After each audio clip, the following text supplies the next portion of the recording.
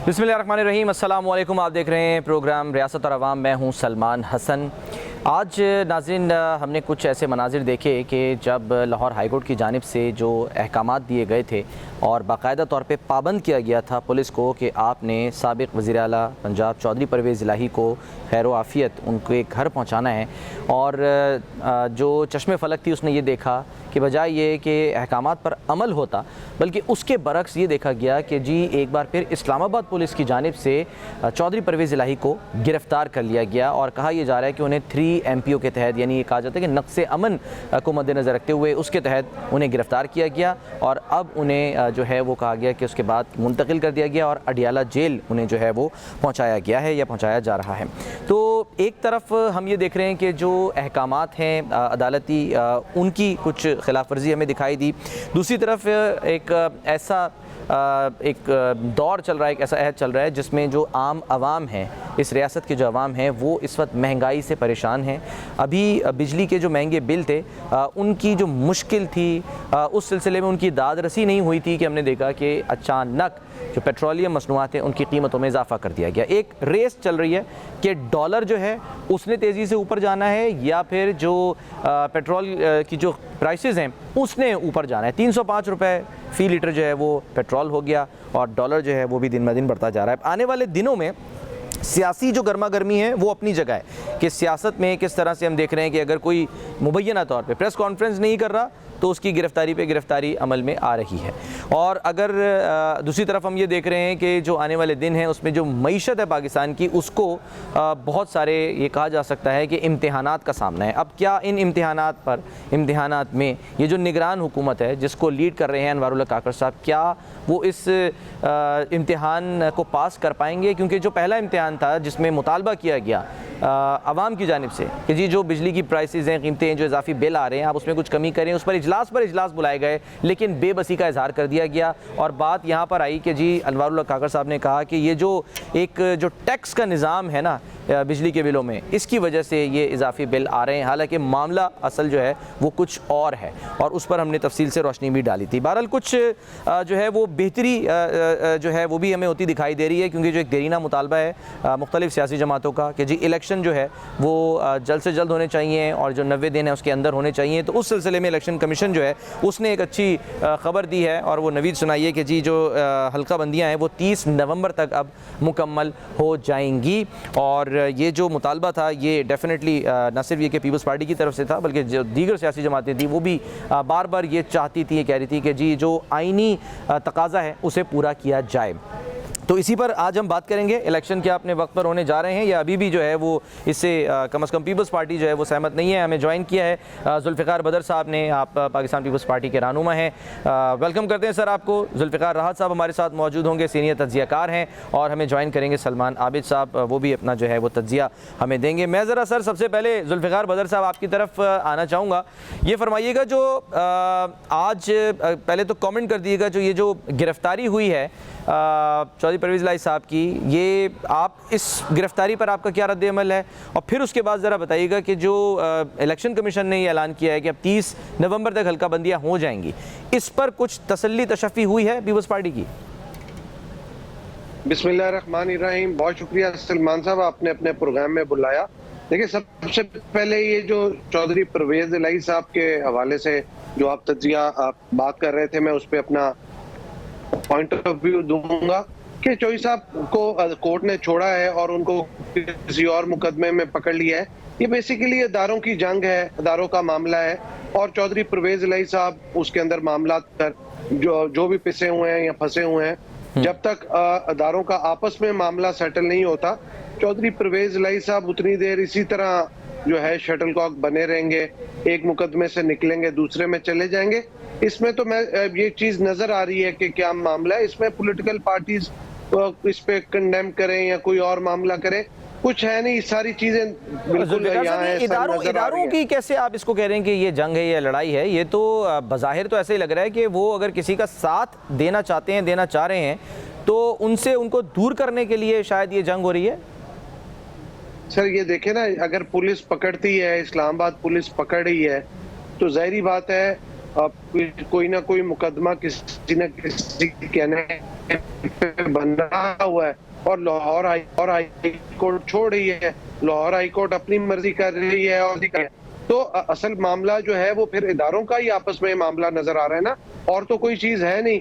तो यहाँ पे हमें ये समझने की जरूरत है कि चौधरी परवेज इलाही साहब को अगर दूर करना है या उनको फ्री विल देनी है या उनका डेमोक्रेटिक राइट देना है, तो ये आपस में ये चौधरी साहब ने देखना है कि उन्होंने क्या सियासत के, अगर वो बर्दाश्त कर सकते हैं तो वो जेल में करेंगे, तो अगर नहीं कर सकते तो, और दूसरा कोर्ट की जानिब से भी ये देखना है कि क्या कोर्ट इस तरह के तमाम फैसले जो जिस तरह चौधरी परवेज इलाही साहब के बारे में हुए हैं, क्या तमाम पॉलिटिकल पार्टीज की लीडरशिप जो पकड़ी जाती थी कभी उनको भी इस तरह का रिलीफ दिया जाता है कि उनको बुला के हाई कोर्ट के अंदर, कितने आज तक लोग हैं, सियासी लोग हैं, लीडर हैं जो पकड़े गए हों और उनको हाई कोर्ट के अंदर बुलाया गया और उनको वहां पे कह दिया गया कि, तो ये चीजें भी देखने वाली हैं। इस मुल्क में, मुल्क ने तरक्की तब करनी है जब इस मुल्क में अमीर, गरीब, ताकतवर और कमजोर सबके लिए एक बराबर कानून होगा।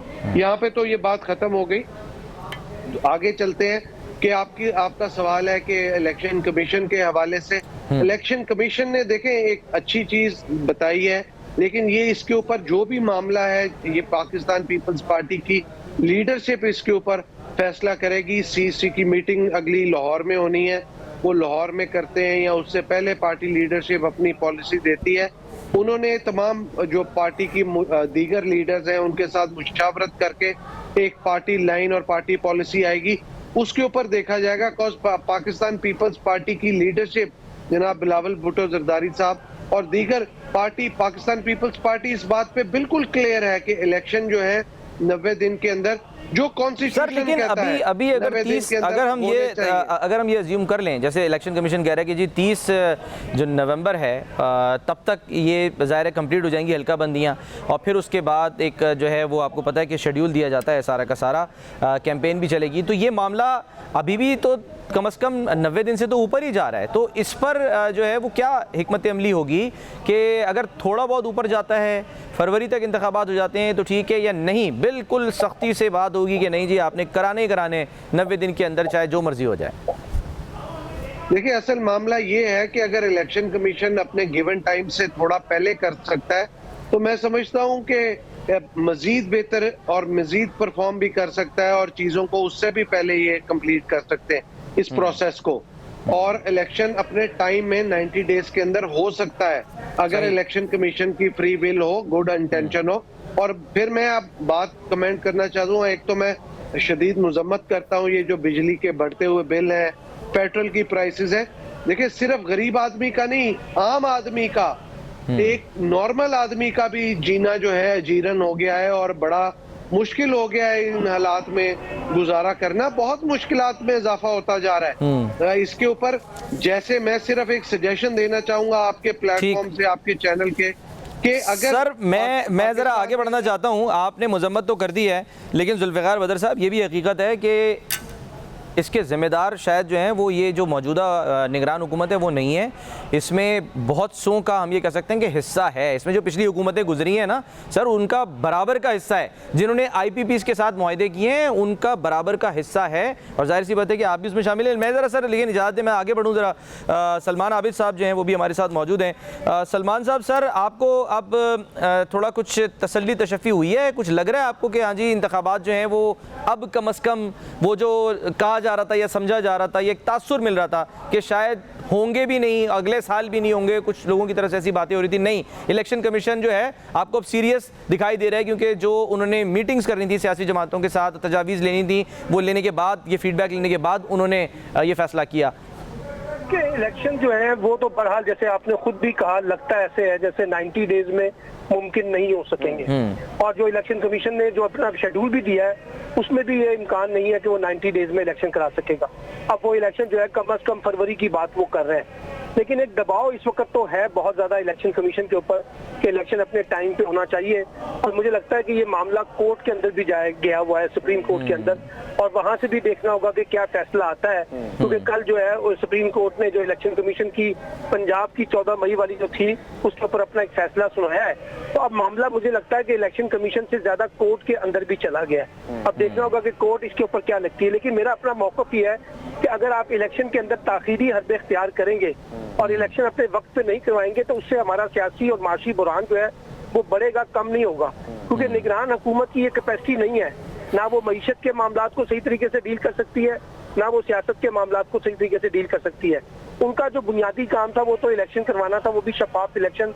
उनकी तवज्जो अगर वहां तक महदूद रहे तो ज्यादा बेहतर है। अगर वो जाके बड़े मामलात में जाके उलझेंगे तो उससे चीजें ठीक नहीं होंगी। अभी आपने देखा कि जिस किस्म की प्राइम मिनिस्टर ने प्रेस कॉन्फ्रेंस की है उसके अंदर भी उनकी बेबसी नजर आती है। उनके हाथ में कुछ नहीं है, हाथ पैर एक किस्म के बंधे हुए हैं। ये जब तक नई हुकूमत नहीं आएगी जिसके पास 5 साल का वाज़ेह मैंडेट नहीं होगा, आलमी मालियाती इदारे भी उन्हीं से ही बात करेंगे ना जो मजबूत पोजीशन पे खड़े होंगे। एक कमजोर निगरान हुकूमत जिसके पास कुछ ज्यादा मैंडेट भी नहीं है, उससे कौन मामलात को तय करेगा? एग्जैक्टली सर, मैं यही बात जरा मैं लेके जाना चाह रहा हूँ जुल्फ़िकार आज साहब की तरफ। जुल्फ़िकार साहब, सर एक तो ये कि जो कन्फ्यूजन है ना वो अभी तक बरकरार है कि इलेक्शन से मुतालिक डेट किसने देनी है, क्या इलेक्शन कमीशन दे सकता है या फिर सदर मुमलिकत जो है वो दे सकते हैं, ये तो अभी अपनी जगह कन्फ्यूजन बरकरार है। लेकिन सर ये जो मामला है कि कह दिया कि हम अब 30 नवंबर तक करा लेंगे, तो आपको भी ऐसा लग रहा है कि वाकई जो फीडबैक दिया गया है सियासी जमातों की तरफ से, क्योंकि ज़ाहिर पीपल्स पार्टी ने भी बड़ा अपना सख्त रद्द-ए-अमल और फीडबैक दिया, दीगर सियासी जमातें इवन जो GD है उन सब से, अब ये जो मेल मुलाकातों का सिलसिला था इसके कुछ नताइज आपको आते दिखाई दे रहे हैं? देखिए, हमारी सियासी जमातों के दरमियान COD भी हुआ, चार्टर ऑफ डेमोक्रेसी के बाद भी बहुत सारे इश्यूज के ऊपर, बहुत सारी मामलात के ऊपर अंडरस्टैंडिंग हुई। लेकिन बदकिस्मती ये है कि हमारे सियासतदान नेशनल इश्यूज के ऊपर आज तक मुत्तफिक नहीं हो सके। यानी जब कोई चीज सूट करती है तो फिर स्टेटमेंट और होती है, जब सूट नहीं करती तो फिर और होती है। जुल्फकार अली बदर तो हमारा भाई है और बड़ा जबरदस्त एक पॉलिटिकल वर्कर है, इसका पूरा एक बैकग्राउंड है फैमिली का। अब देखिए ना, पीपल्स पार्टी के हवाले से उनको भी ये कहना पड़ रहा है कि पीपल्स पार्टी का ये स्टॉन्स है कि वो आइन के साथ खड़ी है, कॉन्स्टिट्यूशन के साथ खड़ी है। अब जब 14 मई वाला इशू था, अदालत ने फैसला दिया तो फिर उस वक्त पीपल्स पार्टी उस मौक़िफ़ के साथ खड़ी नहीं थी।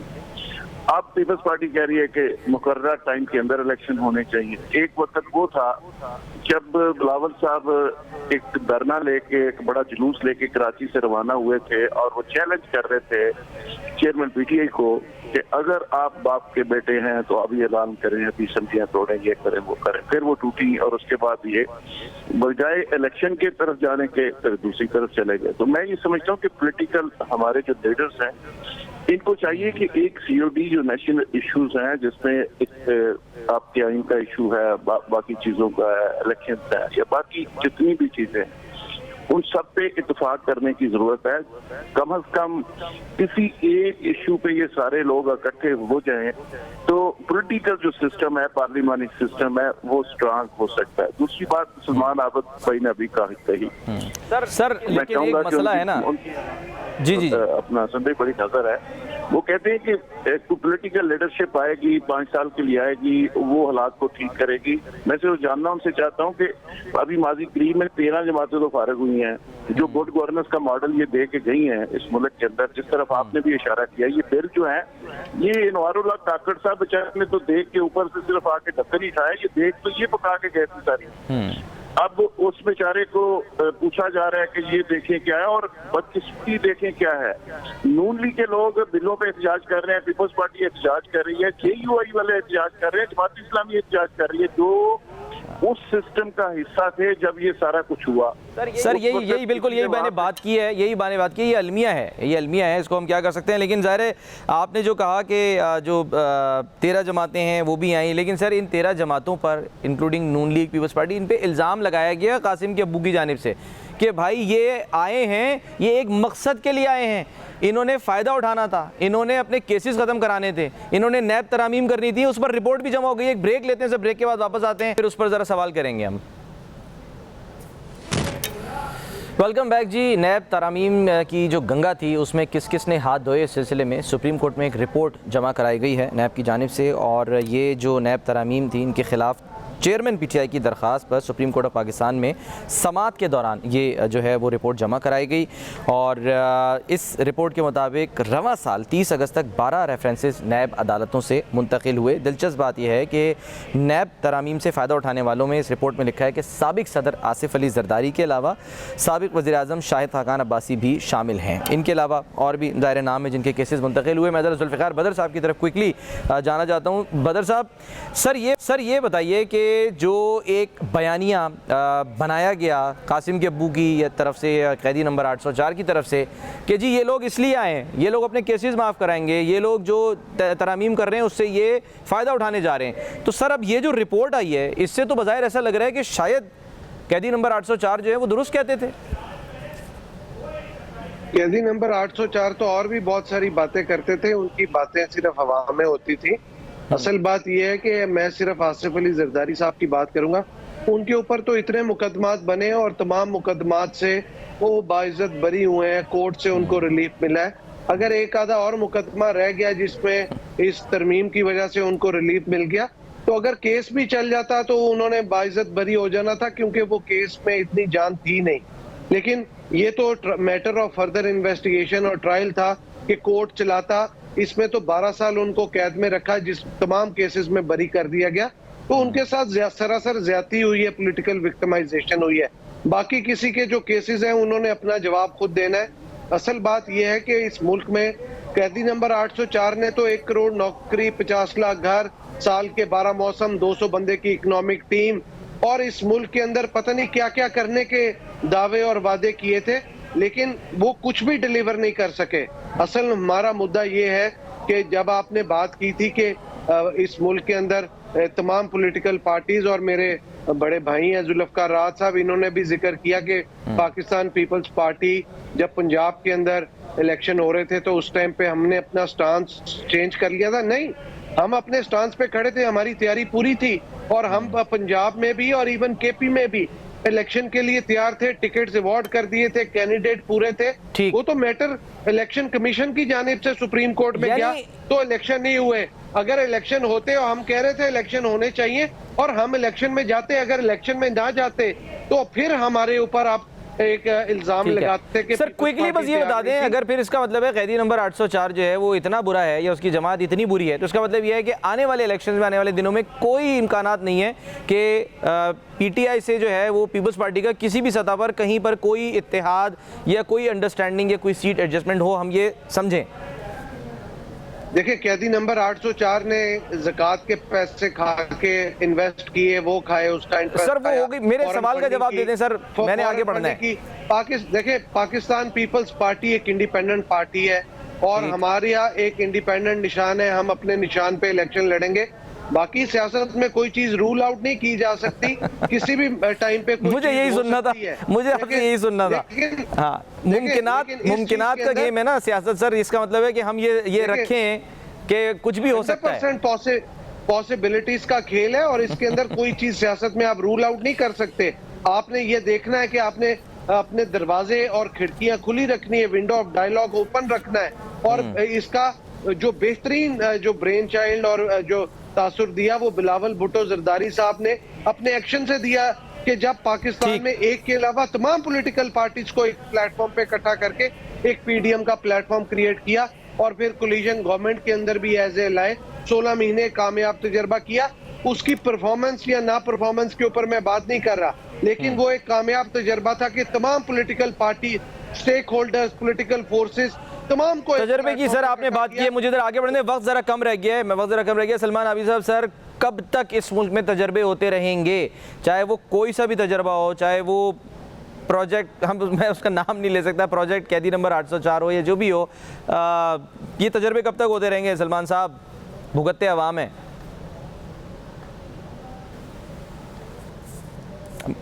जुल्फ़िकार राहत साहब,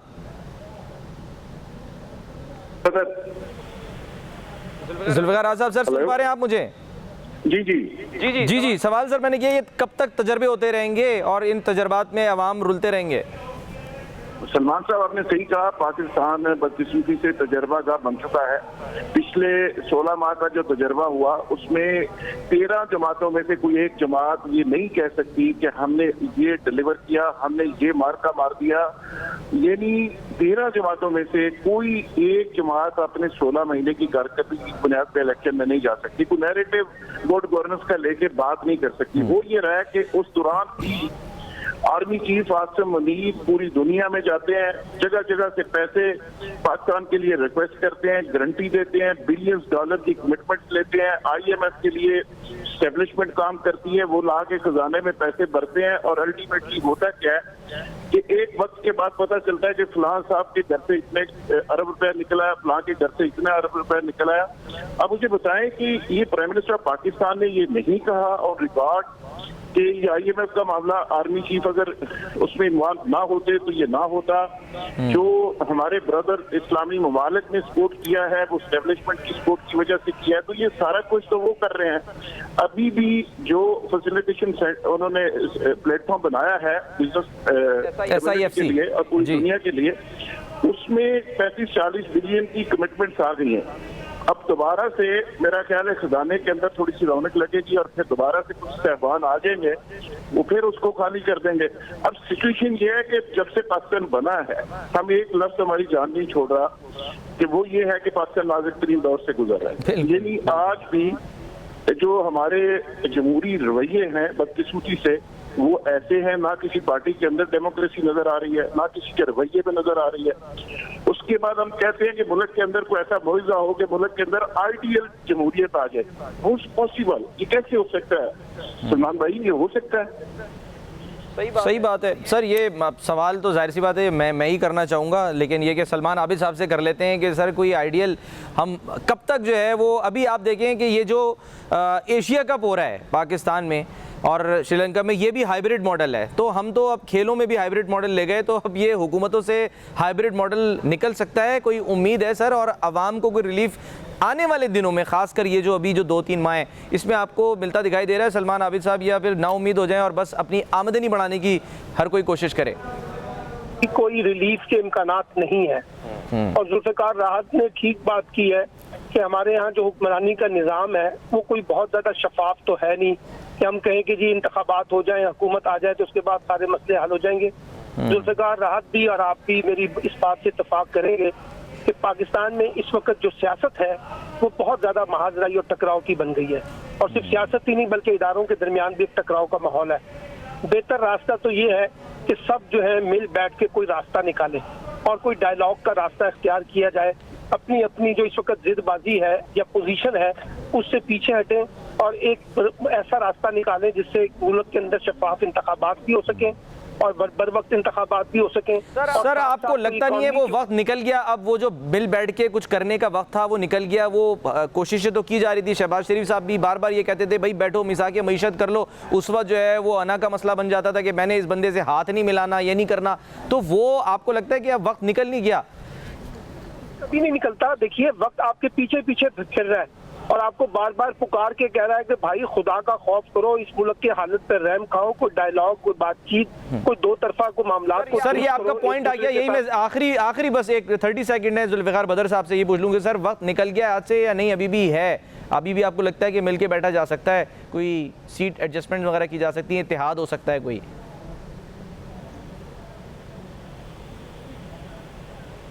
यहाँ पे तमाम पॉलिटिकल पार्टीज ने अपना अपना इलेक्शन लड़ना है, अपना अपना फाइट करनी है, और जब एक दफा सारे जीत के आ जाएंगे तो बैठ के पार्लियामेंट के अंदर फिर तमाम लोग कंसेंसस बिल्ड करके इकट्ठे चल सकते हैं। लेकिन अगर आप ये समझें कि तमाम पॉलिटिकल पार्टीज मिलके इलेक्शन लड़ लें, ये पॉसिबल नहीं है, क्योंकि हर एक की अपनी आइडियोलॉजी और फिलॉसफी है, हर एक ने अपने मैनिफेस्टो में लड़ना है। तो ये नहीं हो सकता कि कोई भी जो है इस पे जुल्फ़िकार बदर साहब सर ये बताएं, मैनिफेस्टो में कुछ देने के लिए है? वैसे आपस की बात है, आवाम यानी सवाल ये कर रहे हैं, चाहे वो 15-16 माह पिछले PDM के 13 जमातों के हों, उससे पहले 3.5 साल हों PTI के, या उससे हम और पीछे चले जाएं, यानी जो हमारे कर्जे हैं उन कर्जों में भी रिकॉर्ड कायम हुए हैं। हमने तो ये देखा है सर, हम तो समझते कि शायद जो जाने वाले थे वो बस ले गए कर्जे, नहीं, जो आने वाले थे, जो 15-16 माह में उन्होंने उनसे ज़्यादा कर्जा ले लिया जो 3.5 साल यहाँ पर मौजूद रहे।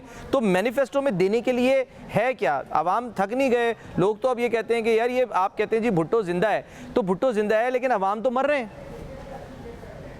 देखिए, भुट्टो साहब की फिलॉसफी और आइडियोलॉजी तो जिंदा है, भुट्टो साहब भी जिंदा है, लेकिन असल बात यह है कि हमारी पार्टी और तमाम पॉलिटिकल पार्टीज में से जिसने अवाम को डिलीवर और परफॉर्म करने के लिए एक प्रैक्टिकल इम्प्लीमेंटेशन प्लान देना है, एक ऐसा वाज़ेह प्लान कि जो अवाम को रिलीफ दे सके और उसके अंदर क्लैरिटी हो, तो जो दे देगा उसकी जीत हो जाएगी, अवाम उसको वोट कर देंगे। बिकॉज अवाम ने तो वोट करना है किसी ना किसी को, जिसका प्लान मैनिफेस्टो बेहतर होगा वो दे देंगे। और पास्ट परफॉर्मेंस के ऊपर भी बात की जा सकती है कि किस किस पार्टी ने क्या किया, उसकी कंपैरेटिव स्टडी भी जो की जा सकती है।